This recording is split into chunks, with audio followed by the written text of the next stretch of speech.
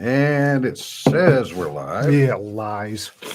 Well, All it's right. changed color, and we're on our own today. So. Yeah, we're unsupervised. Yeah. As always, we gotta keep a roof over our heads. Send donations to here. Yeah, cold, wet, hot, wet. We're getting it all today. If you Four like, seasons in one day. no kidding.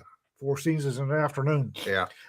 If you like coffee, their blanket fort blend at King Harv's is named after us, and it's mighty tasty, if I do say so myself. Yeah. A So- lot of people are enjoying it. Yeah, they are. It's really good coffee. Let them know you heard about it here. Maybe they'll send us some more.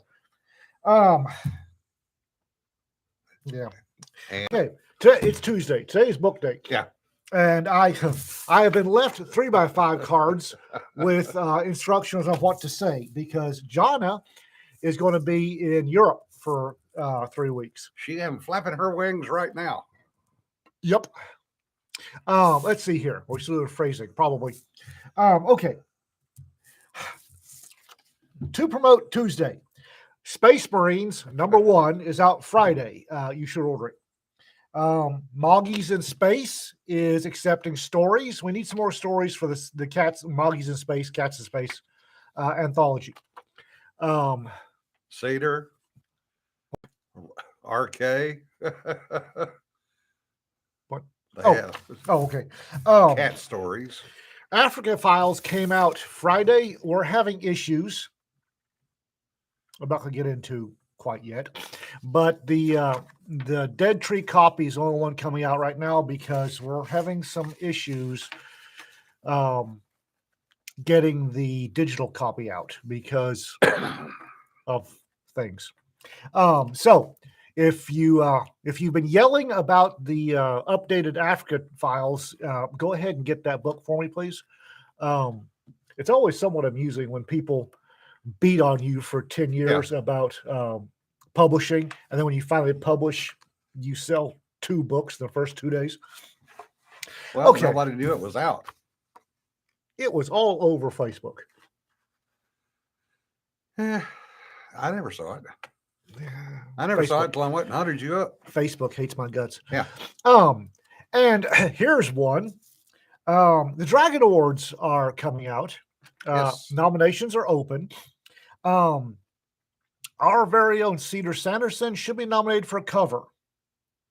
So I would like everybody to start taking a look at the covers that Cedar's done that qualify. I think they have to be this last year. Yeah. And nominate her for a Dragon Award for a cover. I'm waiting for Cedar to chew me out. No. Cedar needs to be nominated for cover. Find a cover. Everybody get together. Find a cover that qualifies whatever time frame the Dragons last year. Last year. Find a cover she's done last year. Everybody get together and nominate her for that cover, please. Thank you. Yeah, James is also Copley's also trying to get nominated for his book. Yep. Yes, he is, and it's a good book. Yeah. In other writer news, and he's probably gonna kill me for this. Everybody knows we had, well, not everybody. We had Fool's Con this weekend or so ago, and what a lot of people don't know is that Kelly Grayson had a pulmonary embolism in the middle of Fool's Con, and because he's a moron, he covered it up. Tried to cover it up. He has a column over at ems1.com where he discusses what it's like to think you're dying because he had a pulmonary embolism. So I would like y'all to give Kelly props, like candles if that's your thing. Say nice things to Kelly. And if you want to, folks, he had a deep vein thrombosis for almost a year or over a year. I forget which. He had a deep vein thrombosis for 12 months plus, which finally broke loose and hit him in the lung. So it's going to be expensive. Buy his books. Buy his books so that he can afford his Eloquist, Yeah. which he's going to be on for a while. It's Kelly Grayson, EMS 1. If in case you're wondering what the hell I'm doing, He also has a new book out. he does Call of the Rougarou, which It's out short. it's a short Call of the Rougarou. It got an orange tag. Yeah. But Kelly's shorts are really good.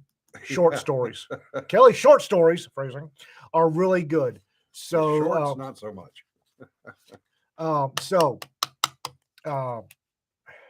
Send money his way, because Eloquist these days, and the fact that he's going to be out of work for a while, it's going to be rough. Yeah.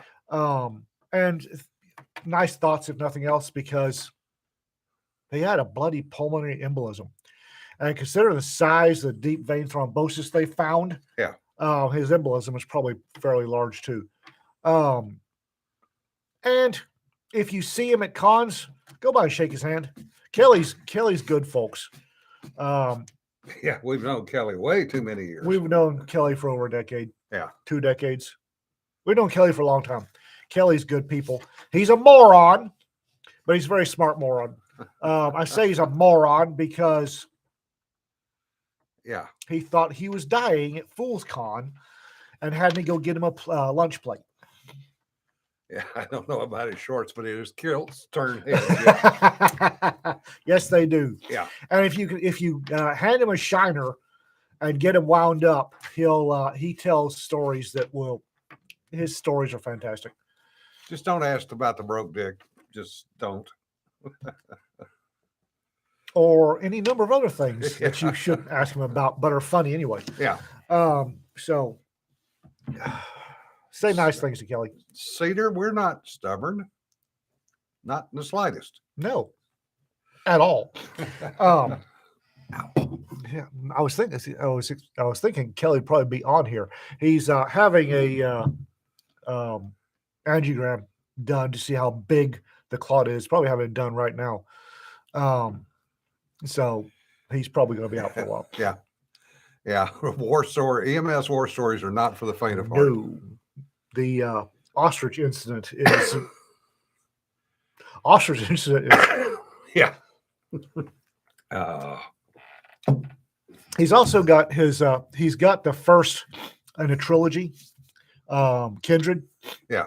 Didn't sell as well as he'd hoped. If you can buy his book, send some money his way. He's gonna need it. Yeah. A year-long DVT is not cheap, Kelly. Yeah. Because he'll watch this later, and then I'll get a text. But also, he has a call. Like I say, he has a column up at ems1.com about what it's like to feel like you're dying. Well worth the read. Well worth the read, guys. Yeah, Padre, you do have a good point. They're not for the faint of heart, but usually there are lessons learned buried in those war stories. Lessons learned: don't be stupid. Yeah, that's a fairly good lesson. Yeah. Don't be stupid. Yeah, don't do what I just did. Yeah, this is what I did, and this is why it's stupid. Yeah. Typical military rule. You never want a rule named after you. Oh, no. You never want an SOP named after you. RK, wonder what lesson Kelly learned this time. This time he learned that when his friends say, we're getting you an ambulance, that he should shut his cake hole and let the ambulance do its job. Because he refused an ambulance. Yeah. Anyway, so let's see here. What else we got? We've covered Africa Files. Courtney's working on getting the digital version unfuculated. Yeah. But the Dead Tree version is out. So if you, and the cover's glorious. I don't have a copy of the cover here, but Cedar did the cover she did for Africa Files is glorious. She's got I asked for an African shield, and I've got a shield and a couple of spares, and it wasn't enough. Yeah. So Cedar went and found a Osprey an African fish eagle, which is one of my favorite birds because the osprey is like a Jack Russell Terrier with wings. Oh God. Yeah, they're Ah. they're gorgeous birds, and nobody told them that they're not as big as other birds in Africa. Ospreys, they don't care. I love ospreys. Gorgeous birds. So she found a picture of an osprey and then she zhuzhed it up some. So the cover is ostrich leather, and with a where the badge is on the first one, this has got a shield and spears and an osprey, and it's a glorious cover. It really is. Yeah. Flying Rattel. Yeah. Pretty much. Brennan, that's great news. Hopefully, gainfully employed is always a good thing to have. Where do we get info about the dog and cats and space items? Just all 5,000 to 8,000 word short story involving cats, space, and is entertaining.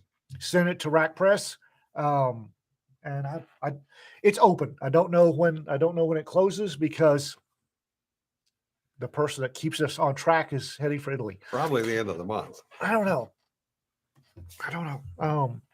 Anyway, so Moggies in space. It involves cats, space, must be entertaining. 5,000 to 8,000 words. Get her done. Ospreys are great birds. Ospreys are great birds. John Arpin, ospreys used in the badge for the Sioux Scouts. Yes. Moving on. Let's see. Hey, Brendan. Brendan got Brendan may be gainfully employed. That was quick. Yeah. In this economy, that's a good thing. Cats in Space is open. I'll get the deadline. And Courtney's on. So Yeah. yay. For those of you who don't know, Courtney, my editor-in-chief, is on here as Lady Lark. It differs. That would be true. Let's see here. What else we got? Yeah, the thing about ospreys is they don't care that bald eagles are bigger than they are.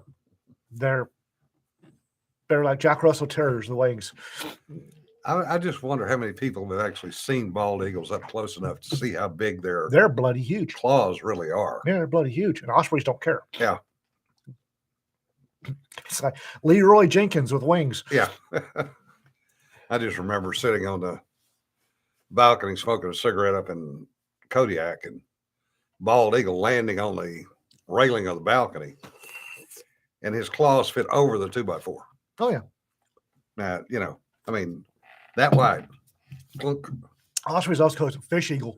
Yeah. And they're not small, but they ain't the biggest birds in the sky. Yeah. They're not the biggest predatory birds in the sky. But man, you can't tell them that. Let's see.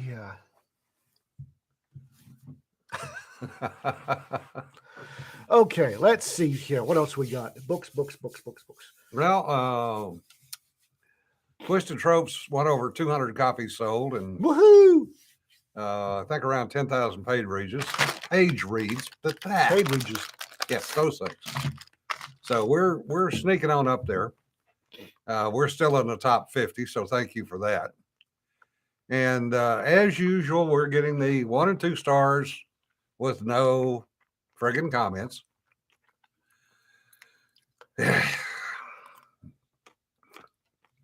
Yeah. If you kill a troll, does the bridge fall down? Trolls are maintenance engineers. No, they're not. Trolls are bridge parasites. Yeah. Also, Twitter parasites and Reddit parasites. Yeah. And Well, I'm glad you liked it, RK. We had some fun with some of those stories. there's Food. Yes, eating. The hunter sausage, by the way, is excellent. it's fantastic. Ospreys, when they're going after fish, just before they hit the water, they fold up like a transformer, and they hit the water, and it's a totally different critter when it hits the water. And if you can find a picture of an osprey, still shot of an osprey just before it hits the water, it is weird. It is wicked, um, wicked sight. And the Seal Scouts took a I've lost the word. That's happening a lot lately. They took a stylized image of that and used it for their badge. Yeah, they look like an arrow hitting the water. Yeah. That's trippy, hearing the train in real time and on the video. Yes, they are very streamlined when they hit the water. It's wicked. It doesn't look like a bird. Yeah, imagine It's going in a dive, and then it pops the wings back kind of weird and gets the claws out, and it doesn't look like a bird. Yeah. At all. It looks like just flying death. Yeah. Yeah. Have you ever seen how long an owl's legs really are? Yeah. They're like that much. They're almost as long as the body. Yeah. Ospreys are I love ospreys. They're a glorious bird. Oh, and that's a good point, Mikado.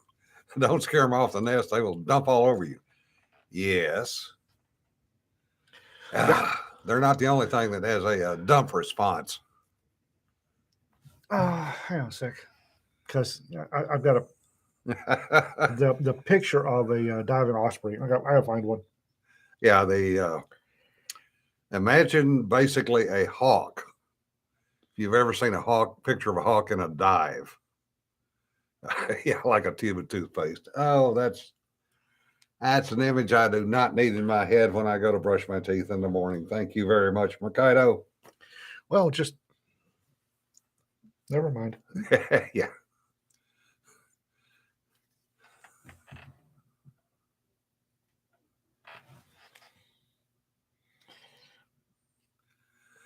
Yeah, they will come out of the water with a fish bigger than they are. Yeah.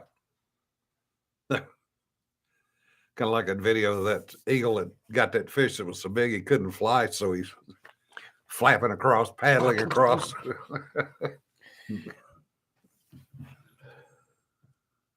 There it is. It's glorious. It really is. Where a hawk will fold its wings where it's tucked into the body. The osprey tends to it does something. flare. It does something weird. I didn't think birds' wings did that. And I'm not sure any other bird's wings do that. He's flaring. That's what he's doing. I'll take your word for it. Yeah.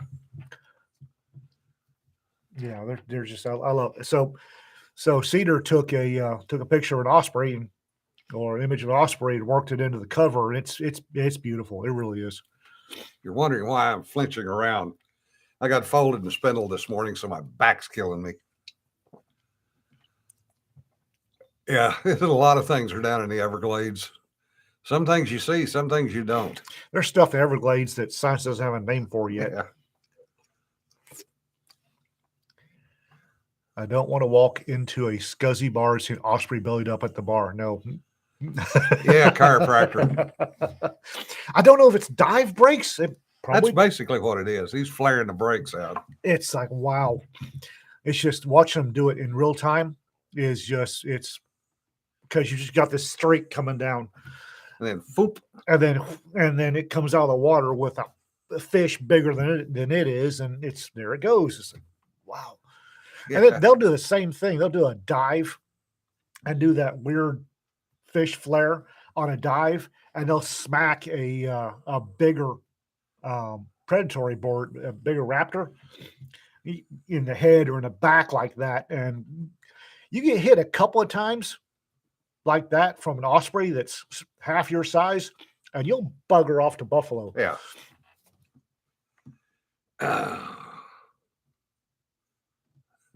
Yeah, I'm drinking water. Trust me. This is like the third one already. So what else have we got? It's weird not having the popcorn gallery here. Yeah. We went for ages. Went for almost a year. Yeah. Without a popcorn gallery. And we've gone a year or two with a popcorn gallery. Yeah. And it feels really weird. It feels really weird.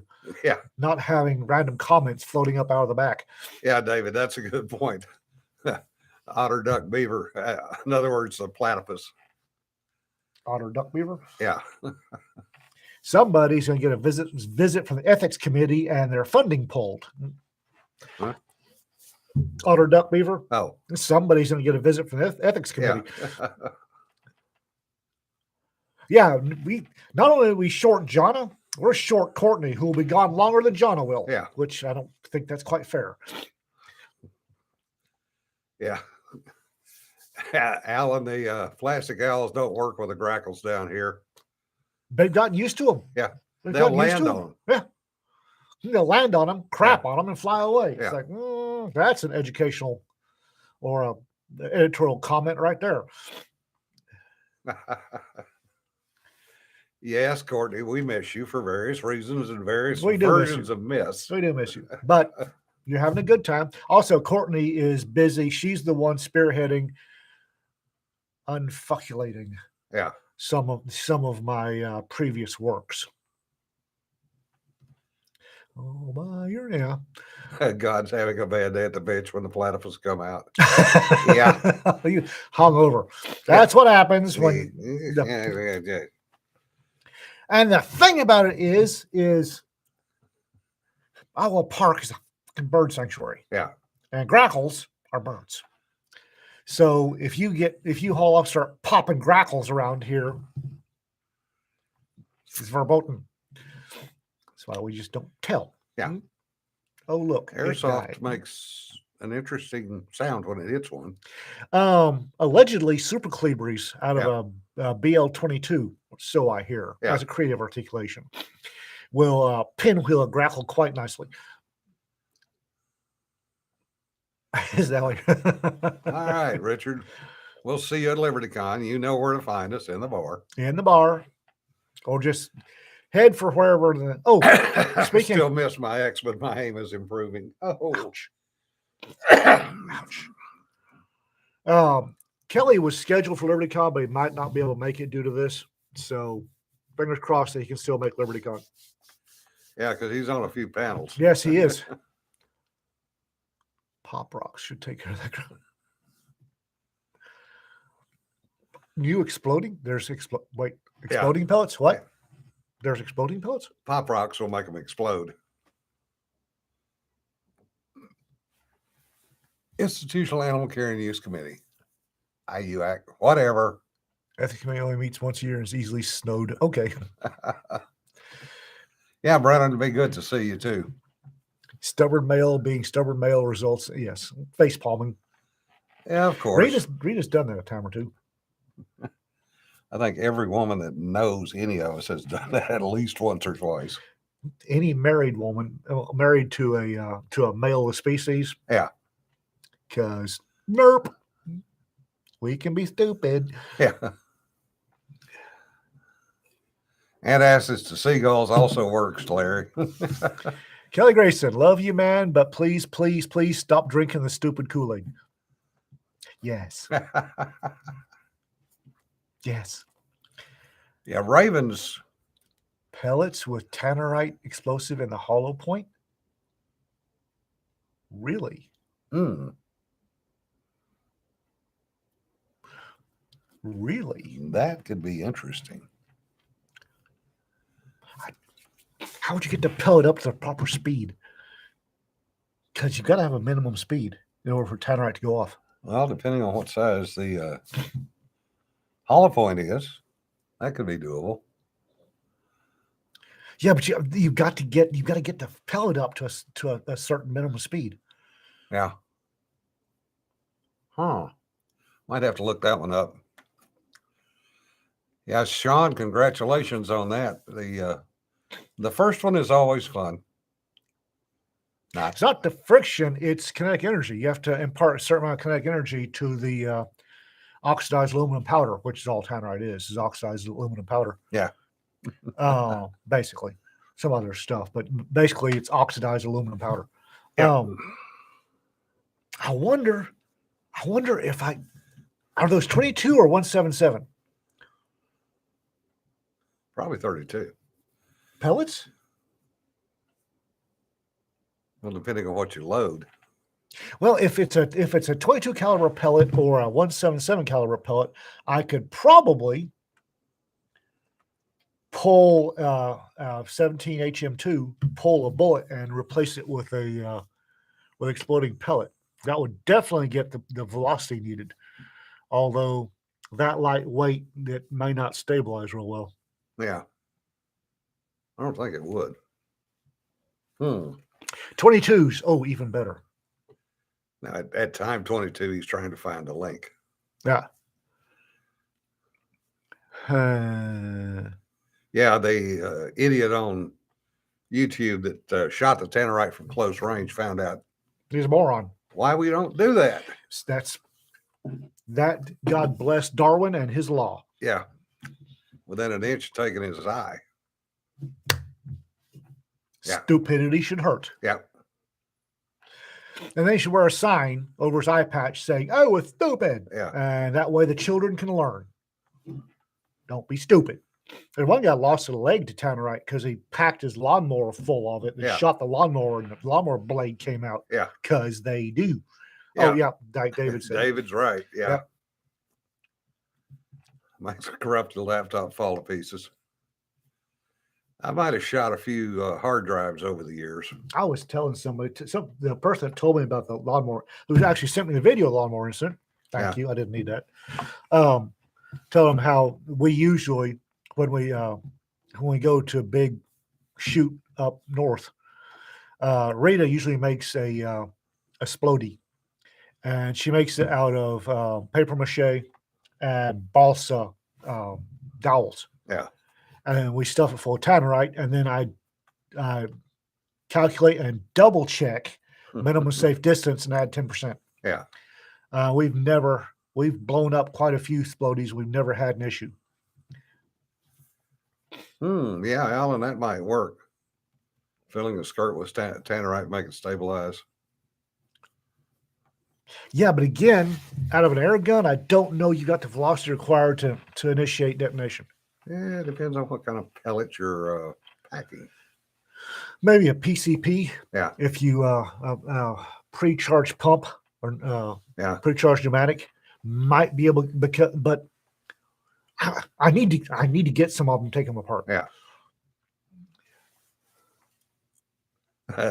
Nothing on the Oregon Highway Department, the Great White Whale event. Well, that was just stupidity. Yeah. Well, also when we pack the Tannerite in, we put a lot of Tannerite into Splody, but we also shape it so that the majority of the blast wave goes up. Yeah, it's a flat plate blast. So most of it goes up. About the only thing, the paper mache and the balsa will go pretty much about 5 meters. Yeah. 5 yards. You can actually see around when you set off Splody, you actually see a ring around this, and there's pretty much a very definite demarcation between the paper mache and balsa and knot. Yeah. When it goes off, the paper mache has and balsa have very high drag, and they don't go very far. And then we usually have it up against a gravel backstop. Yeah. And some of the gravel will bounce maybe 10 meters, but nothing. We are well past that. Yeah. Yeah. The tree cannon that Mythbusters made was interesting. The cement truck filled with Tannerite was also interesting. Anfo. Yeah, or Anfo. Yeah, that was Anfo. Woo! Not Tannerite. Tannerite's got a decent blast wave, but nothing like Anfo. It would have been interesting to see that done with a Tannerite. It wouldn't have had nearly the distance on some of the parts they did with the Anfo. No. Yeah, that was a fun show to. Yeah, anything can be a cannon once. Yeah.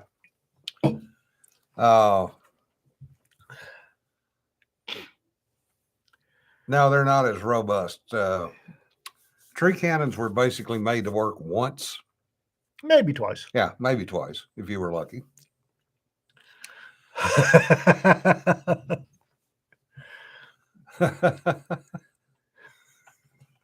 The other thing with cannons is they tend to come apart. Oh, rather explosively, to Yeah. put it mildly. especially the early versions. Yeah. Did y'all see the news where they've discovered they pretty sure 99% certain they found the first firearm ever introduced to North America? Yeah. NRA-backed archaeologist Cortez's expedition, I think, found one of their little basically punt guns.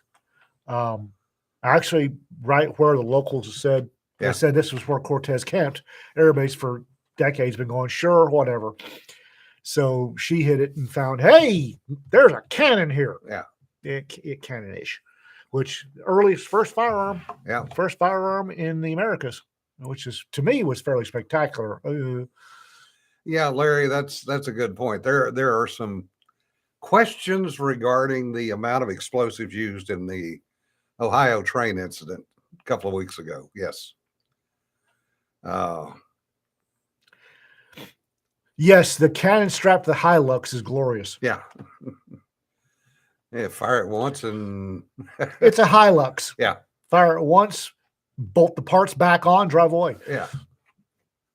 Hey, Jonna's here. Good thing she didn't hear earlier when we were bitching about her being gone. Yeah. The most technical. Yeah. Jonna. Technicals are an interesting beast. It's redneck engineering with DACA. Which probably started over here, really. Oh, no doubt.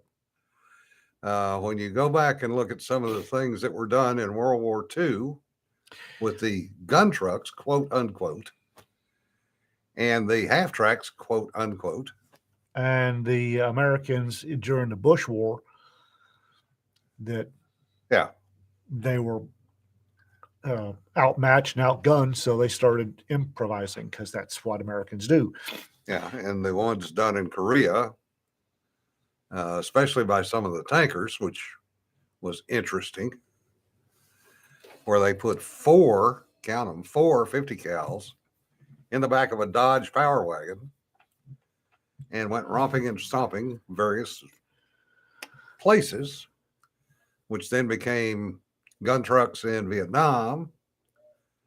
So basically, everybody's used gun trucks. Hello. Well, not everybody, just most buddy. Most people, yeah. See you later. See you later. Yep. Our post guy is our postman is something else. The Toyota Hiluxes, well, prior to the Hiluxes was Land Cruisers, and Land Rovers, because one wrench and a flathead screwdriver, and you could take it apart, put it back together, and repair it. And when you're putting a abandoned Dushku on your Land Rover or Land Cruiser or Hilux, being able to put it back together with one wrench and a flathead screwdriver is very important. Well, you could basically do that with the early Jeeps too. Oh yeah, when they came in a I think it was box. I think that was two screwdrivers. Though. Yeah, you could actually do it with airplanes too. You're not making me feel any better. The P-47 was delivered in a crate and assembled on site. Oh, I don't doubt it. Using the parts of the crate to help build the airplane. Cedar mentions hilarious scene, The Gods Must Be Crazy, illustrates the repairs. The Gods Must Be Crazy is a documentary. I don't care what anybody says. The Gods Must Be Crazy is not a comedy. It's a documentary. Yeah, the ride is definitely better in a Land Cruiser than a Jeep. Well, mostly. Once there are Land Cruisers in Africa that are 30 or 40 years old and have been maintained by bush mechanics. Yeah. The ride on those not as comfortable as one might like. Yes, Sarah. Radar was sending a Jeep home one piece at a time. Yeah, he's not the only one that actually. That's based on reality. Yeah. It's still better than Humvees, yes. Humvee, I don't know about the up armored or the modern. The first Humvees the Army got, I was there for that. Those things were crap. Yeah. Well, they were still developmental. Yeah. Oh, I'm pretty sure even today the Marine Corps does not actually have a up armored large vehicle that has ever made it to production, other than LRIP, limited rate induction, because all of their large vehicles kept getting changed. So they'd go to LRIP, the next iteration come out. So there were people driving around in things that, there were 50 of them in existence. Okay. Now, a friend of mine was working on that program for the Marine Corps. He was not a happy camper. Raptor Humvee was designed to replace the Jeep not being armed APC gun truck, correct? Yeah. And like most things the federal government has their little meat hooks off into, it was not a decent replacement for a Jeep. I started in quarter-ton Jeeps. Yeah. Moved to Humvees. Not a big fan. Well, Quarter- you were Quarter-ton. driving M153s. The quarter-ton Jeep was a much better vehicle than the Humvee. Well, the original gun truck, if you will, with a Jeep was the Desert Rats. Better right. They were doing Land Rovers. Well, they were also doing Jeeps. Hmm. The Brits were doing the Land Rovers. The Americans went, "Oh, we can do this. We have this Jeep. We have 50 caliber." Why are we going backwards? Shut up. Years ago, there was a military show over at Dallas, and a guy brought his World War II Desert Rat Jeep with a 50 cal on it to the show with a mannequin on it and drove it through traffic. And he said it was amazing how many people got out of his way. What made the Jeeps better than Humvees? Lighter, more reliable, less stuck prone. Yeah, you can get a Humvee stuck in a hurry. You can get a Humvee stuck in a hurry. Also, when you're trying to park it on a rail car, flatbed rail car, the Jeep is easier to not drive off the side by accident Yeah. because you can't see the goddamn bumper fenders on Humvees. All in all, just a better piece of kit. It didn't break down as much. It was, when it did break down, it was much easier to repair. It went in and out of places that the big ass heavy, the quarter ton Jeep is light, small, light, and could go just about anywhere.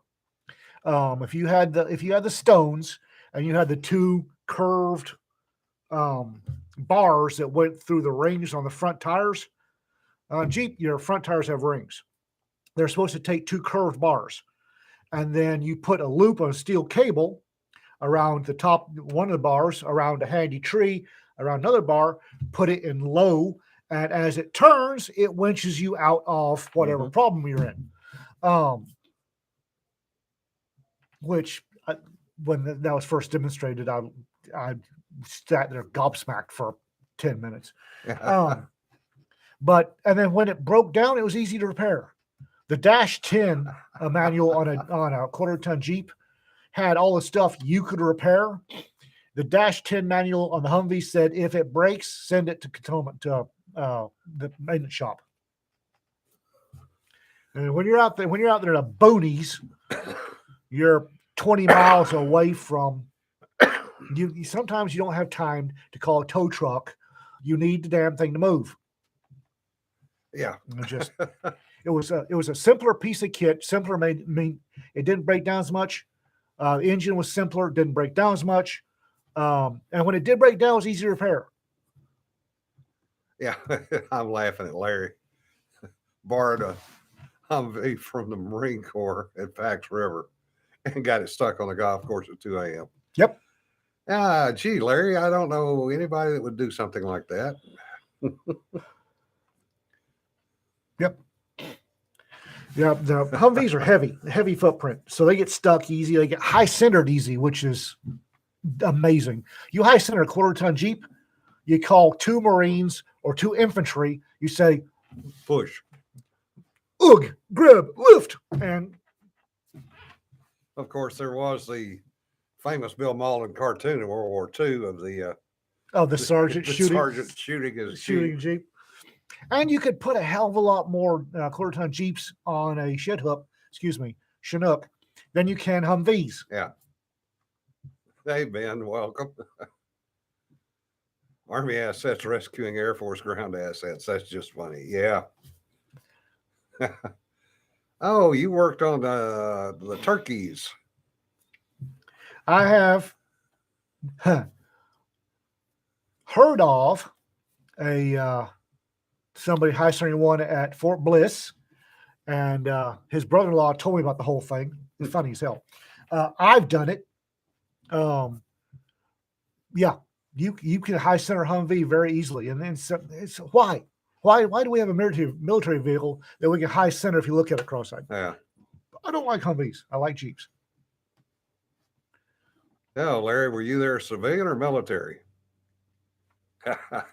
The Fort Bliss, there's you get these little bush dirt things that the sand and dirt's blowing around the base of a bush, and then the bush dies. Yeah. So you have 18-inch, 2-foot high wood cord dirt mound, and it looks like dirt till you hit it, and then you're high centered.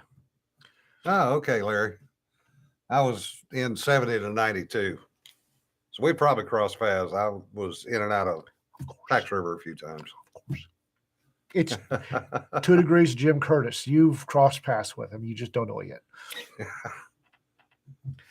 Took enough armor and Humvee down a dirt road in Montana during the thaw. I didn't like the original issue Humvees. I Yeah. can't imagine what the up armored version was like. I Well, did not like. The other problem with them is the doors now with the up armored version weigh over 100 pounds. So if you don't park it dead level, you've got one door you can't get open and another door you can't close. You know, and they ran into that in Afghanistan and Iraq with the females driving Humvees. If they didn't park it level, they'd go to open the door and they couldn't get out. Or if they got out, they couldn't get the door closed. Okay, Gamma Goat. Gamma Goat sucks. Yeah. Gamma Goat. Gamma Goat. That I don't know who got paid for the Army to accept the Gamma Goat, but he'd be taken out and flogged the dead trout. Oh, you're right, Larry. That is where we met.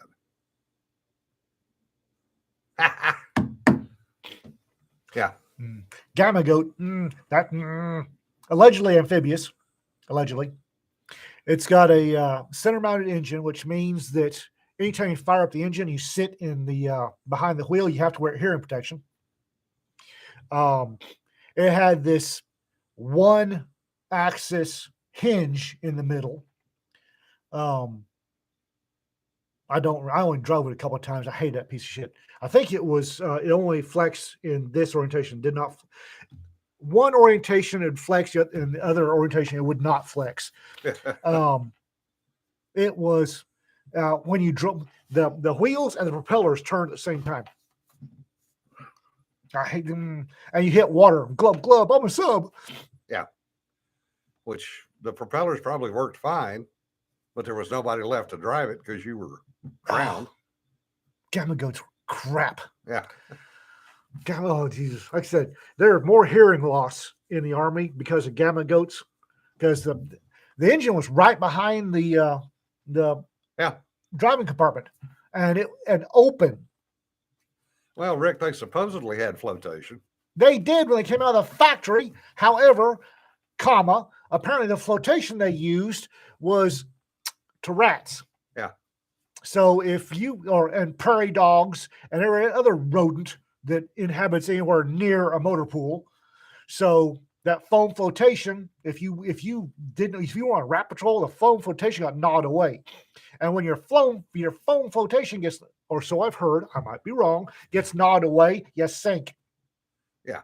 Larry brings up a good point too. Mission creep. That has occurred on every military vehicle, ship, submarine, aircraft. Everything that the military has to do involves mission creep, or as somebody said earlier, mission sprint. Yeah. And anything amphibious if you can get it back out of the water. Yeah, well, no comment.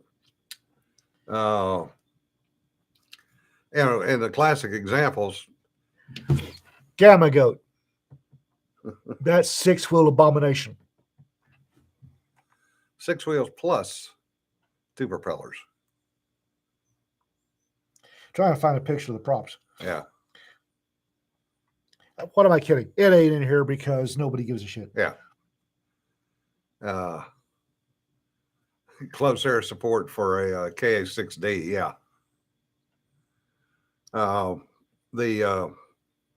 But mission creep's the thing, and it's. I mean, you go back to the first aircraft. They were supposed to be spotters in World War One, until somebody got an idea of dropping hand grenades out of them, and That the would be a first grunt. gunfights, air-to-air gunfights, were the pilots shooting each other with pistols. Because Yeah. Fast forward to World War II, P-47 designed as a fighter aircraft. What did it end up doing? It was the best ground attack aircraft in the world. my bad, the Gamma Goat did not have propellers. I'm thinking of something else. Apparently, the Gamma Goat, remembering it was a long time ago. Apparently, the Gamma Goat, the propulsion was by spinning the tires. Because it's I hate that piece. Yeah. Ben makes a good point. What else have you got? Says the Jeep, the B-52, and the C-47. Yeah. We lost the Candy Bomber a couple of years ago, but he was telling a story, and this is actually recorded. I think it's an audio recording of flying in and out of Berlin, dropping candy and carrying supplies into Berlin. And he mentioned the fact that this particular airplane kept getting sluggish, more sluggish, and getting harder to fly, till he finally grounded the airplane because there had to be something wrong, because he said the thing would just barely get off the ground. And they started tearing it apart, and they checked the engines. They were good. And somebody pulled up a floor panel in the interior and went, oh. There was almost 2 tons, apparently, of coal dust that had filtered down through the floor panels into the belly of the airplane. There was a C-47 that flew the hump. Yeah. Until it couldn't anymore. It just couldn't get, the hump was a flight over the Himalayas. Yeah. And it just couldn't fly the hump anymore. So they put it on other, it was still fly, it just couldn't make altitude for some reason. Yeah. And so the U.S. Army Air Force assigned it to a different duties. And finally, they're doing a yearly maintenance, and somebody decided to pull up floorboards. Yeah. And found almost half of the airplane's rated load capacity in coffee. I can believe it. They've been flying coffee, and it filtered through, and the entire empty part at the bottom of the airplane was full of coffee. Yeah, Sean, it was the least efficient way possible, but it was essential. Yeah. Yeah, Sarah, that was the other interesting part, was the coal dust was flammable, and thankfully it did not blow the bird up. They don't know how. And that's how King Arabs was founded. Apparently, they were flying. This was flying coffee to troops. Ground coffee. Ground coffee. It was bags of ground coffee. They were flying to depots for dispersal, and it had been doing it for a couple of years. And apparently, they didn't pack coffee real well back then. Yeah, Larry, you would think, but some of the things that have been found in aircraft control cables over the years. Snakes. Yeah. We had crocodiles. A4 at Glencoe back in 71 when I was an AMS that had chewed through a fair lead on an elevator. and it was actually cutting through the metal, and it was down to about 4 strands of cable left holding it together. Yeehaw. And the airplane was still flying. For versions of flying. Well, it just was a little slow to react sometimes. And it's one of the pilots said that might have been doing something slightly on the edge of the envelope, that the Snap. Oh, shit. elevators fluttered on him, which on a good bad scale is not a good thing. Snap. Oh, shit. Helicopter had blue M&Ms behind the panel. Every aircraft's flying until it isn't. That's the bad part. Yeah. Is there's always this point where aircraft stop, having anything to do with the air. And if they're in the air at the time, this is bad. Making ice cream in a ball turret of a bomber in World War II. Yeah. That got done because it was so damn cold up there. But you take, any number of aircraft. They took Phantoms from fighters to bombers. They took the Tomcats, the turkeys, from fighters to bombers. Tomcats were bombers? Yeah. Wow. Tomcats were dropping bombs in 1991. Wow. F-18 started out as a FAG, so fighter attack. They did not appreciate that appellation when No. The F-14 Tomcat's still a pretty bird to me. It is a huge son of a bitch. Oh yeah, that thing's big, but it's a pretty bird. It really is. That's the comparison of an F-14 F-18 is about like the comparison between a P-47 and a P-51. The huge size difference. That's a big, but God, it's a pretty aircraft. Also, I tend to like the Rhino, the F-4 Rhino. Yeah. To me, it's a flying brick. Well, it's proof that with enough power, you can make a brick fly. Oh, yeah. It's the only aircraft that I'm aware of that ever was adopted by the military that had a negative glide ratio. It was 1 to 2. 1 foot forward, 2 feet down. It's a fly. You can make a crowbar fly. The Tomcat is not the coolest fighter. Oh, it's a beautiful. Tomcat's a pretty bird. Really Coolest is. fighter. Well, it's a fighter jet. I would say the Phantom because I'm an old fart. And most of the guys that I knew that flew the Phantom and the 14, with enough boom, everything will fly. Yeah. But the reliability, Tomcats had some issues with reliability, especially toward the end of their service life. And that was one of the reasons they went away.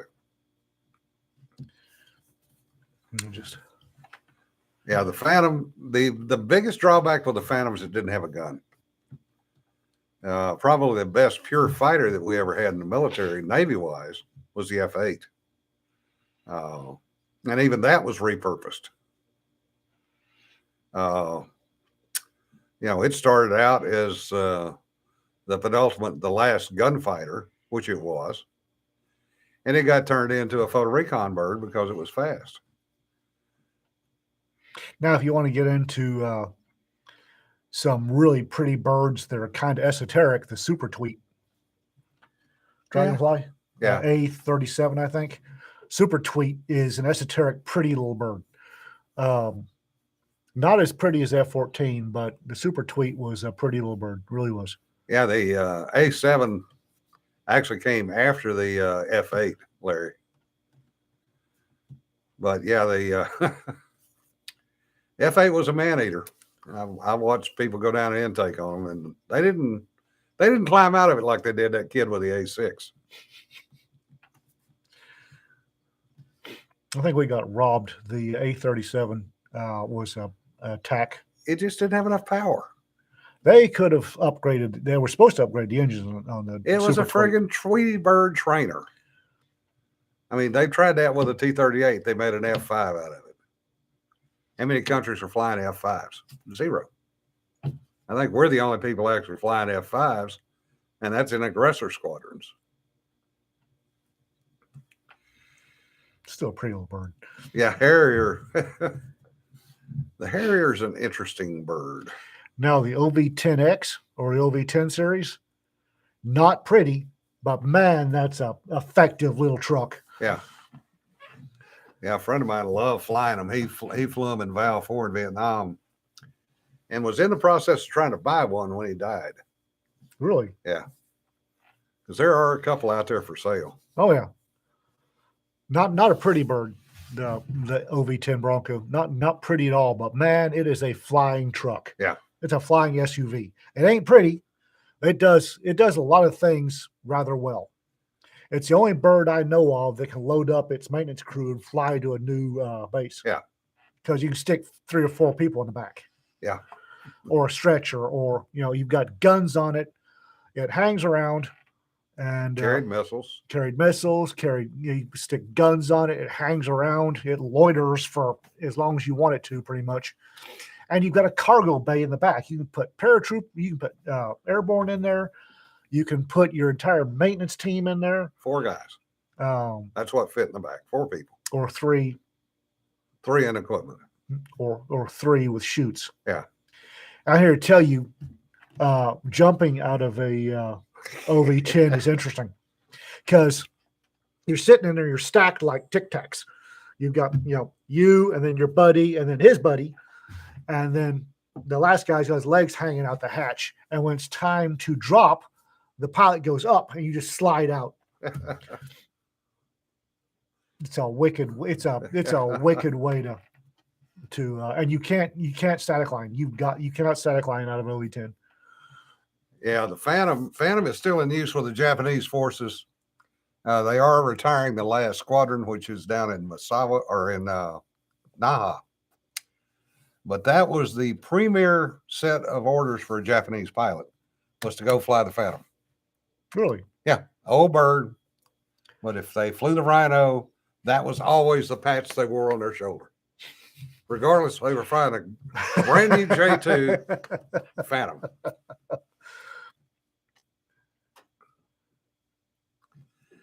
It's simple, Rafter, because Northrop and Grumman both built damn good airplanes. Zeb, he spit them out like a stripper clip out of the back of the OV10. Yeah. And you really needed to make sure that you and your buddy separated before you started pulling ripcords. Yeah, Larry, you're right. The Midway was the last squadron that had them, and that was VF-151. I never understood why the QS agreement was necessary, or why the Army had to agree to it. It was all politics. Oh yeah, I know, but Army should have gone. No, walked away. I mean, what did the Army get out of it other than the fact that all we can do is fly choppers? Well, legally, they couldn't even fly choppers. The whole agreement was that the Air Force would not have an armed asset. They would only have logistics assets. Okay. In the Air Force, anything with weapons would be Air Force.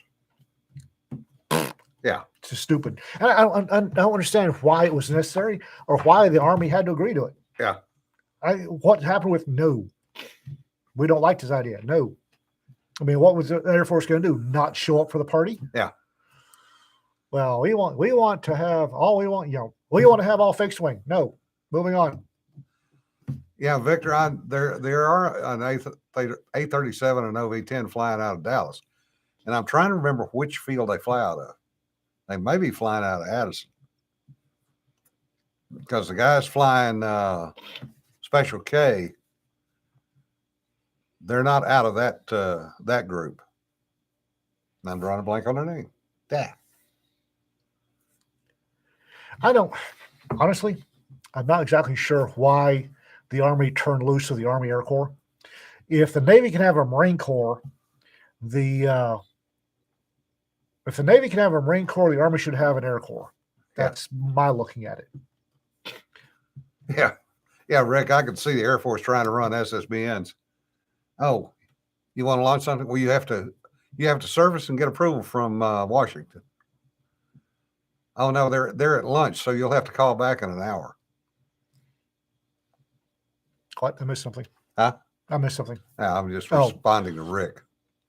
Yeah, I don't understand why the Army couldn't have reorientated, readjusted, and driven on with an Army Air Corps. Now, like I said, Navy's got the U.S. Marine Corps. I don't know why the Army can't have the U.S. Air Corps. Yeah. Well, again, it goes back to, as Sean says, Congress and DOD. Mm. Yeah, Brennan, you'd be on hold for 2 hours. And I still think pilots should be warrant officers. In my fuzzy yeet cow universe, 99% of your pilots are warrant officers, because having an officer flying aircraft is a waste of time, money, and money. Yeah. There's no reason why there's no reason at all that you've got to have a college degree to fly a fighter. That's just stupid. Yeah. Space Force. Yeah, they should have their own ground force assets. And yes, the Navy and Marine Corps do a better job of flying close air support than the Air Force does. Air Force doesn't like doing it. They don't like getting They down don't the have mud. an aircraft that'll get down in the weeds. A-10, Well, yeah, but that's, OV-10 when they're flying it. which is not often. No. Yeah, Rick, that's a good point. High school grads run nuclear power plants for the Navy. Yeah. So it can be done. There are a whole bunch of civilian pilots that don't have degrees that I'll guarantee you fly better than the Air Force does. Yeah. There's no reason you can't have warrant officers as your pilots. Well, it's the same thing with shooting. You know, civilians are better shots than Yeah. law enforcement in most cases, and the military. And they beat a bunch of the Army and Marine Corps too. Yeah, because the Marines, especially Marine aviators, because they serve a tour with the infantry. So they know what it's like to be down there on the ground. And they will bring it down to ground level. And their definition of danger close and the Air Force's definition of danger close are significantly different. The Marine Corps will park a bomb less than 100 yards from their troops. Granted, they'll tell them, you better duck.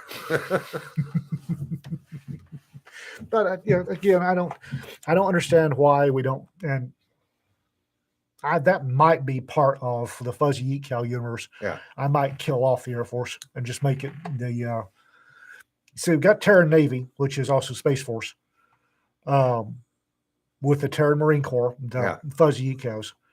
I might have Terran Army and Terran Army Air Corps. No, man, that's a officers should be in charge of airplanes, should be pilots. Why? Well, I don't have an issue with, you got a squadron, you need to have officers as the commanding officer in the XO should be officers. But the rest of your pilots, warrant officers. There's no reason why they can't be warrant officers. Yeah. And you raised fuzzy cow, so I did. Where is the Bible? Working on it. Every time I get stuck in on writing stories for the Bible, there's going to be a collection of stories. Every time I get stuck in, something else pops up. Like, hey, you're not allowed to publish a digital copy of Africa Files because of